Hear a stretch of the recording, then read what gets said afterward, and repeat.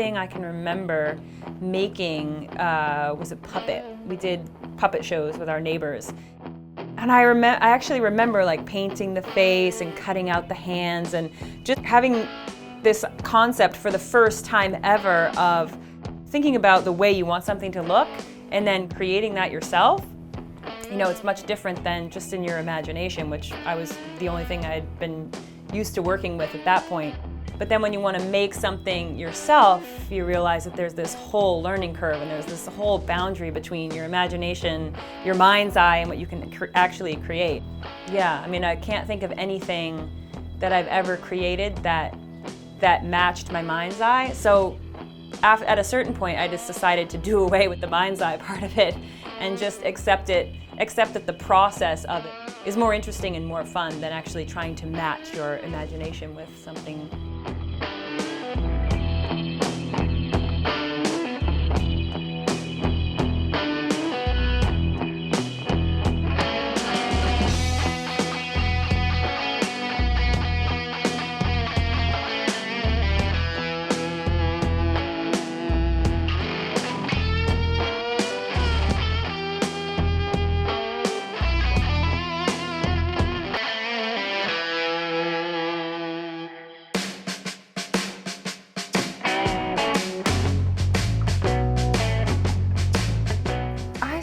I saw myself as an actress, you know. So that's what I really wanted to be, you know, was making movies, you know. And so that was my dream, but it's not as if like I've let go of my dream or anything, you know. I feel like now I'm actually having that life that I was really admiring on stage or on screen or wanting to play on screen, and now I'm just kind of living it, and that's a really amazing feeling for me.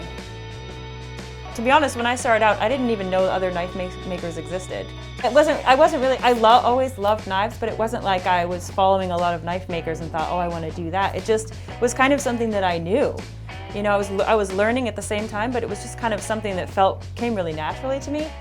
Sort of bizarre that this is actually something that is very close to where I come from, and it made a lot of sense for me. The first knives I ever made were not functional at all, but they were amazing looking. You know, I look back at those and I think, wow, I was so naive. Like, what did I know about knife making? Like, that was never going to cut anything, but it was just so beautiful. It was so special.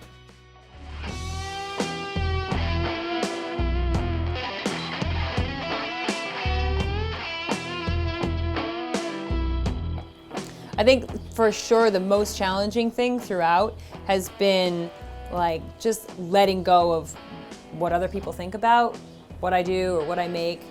And I mean, that's just something that, you know, I've had to do from the get-go. Otherwise, I wouldn't still be here. You know, I would be trying to please everybody, and it's impossible. You cannot.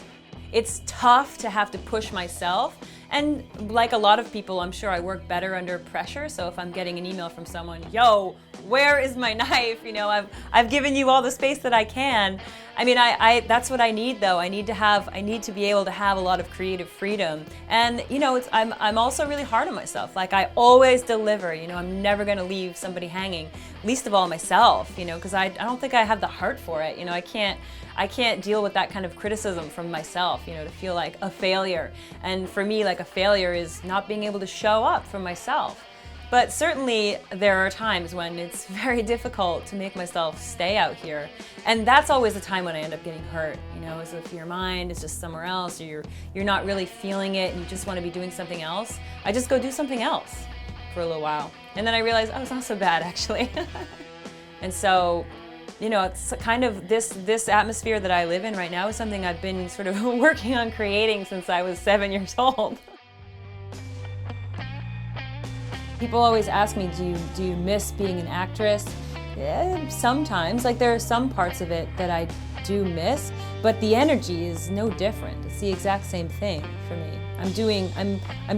I'm expressing myself in the same way. It doesn't look the same, but it is the same. So I do feel unbelievably fortunate to have that drive and to have that passion and to have that belief in myself, or you know, to allow myself to pursue that. Yeah, I like being my own boss. I like what I'm making, and I like the challenges. You know, I've learned a lot by making mistakes, but also just because I've kept it very close to myself, and I've had to just figure out how to fix things, or how to learn how to do things, learn how to build a website, learn how to, you know, all these things that a lot of people may come to that the other way around, like conceive of a product and then figure out how to sell it. But for me, I just started creating a product and then figuring out, you know, how to fill in all the other pieces. I'm this thing, whatever it is, knife maker. I can do this.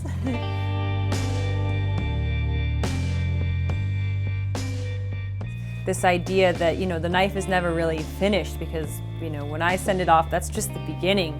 And I have no idea what people are doing with them in their kitchens, but I mean, I can only hope and only imagine that, you know, it's offering someone a choice to choose something that, you know, they invested a lot of money and time into having it created for them, and that it's just, you know, that it's something that's just theirs, and it's there to support them in a healthy lifestyle. You know, cooking food for their friends, for their family, for themselves, was something that has, well, hopefully to them, has this incredible backstory.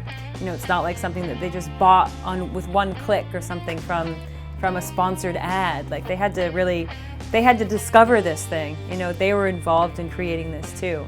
So I love thinking about that. And I love when people send me pictures of when they're eating or when they're cooking and I can see my knife in action. That's really great. Yeah, it makes me happy.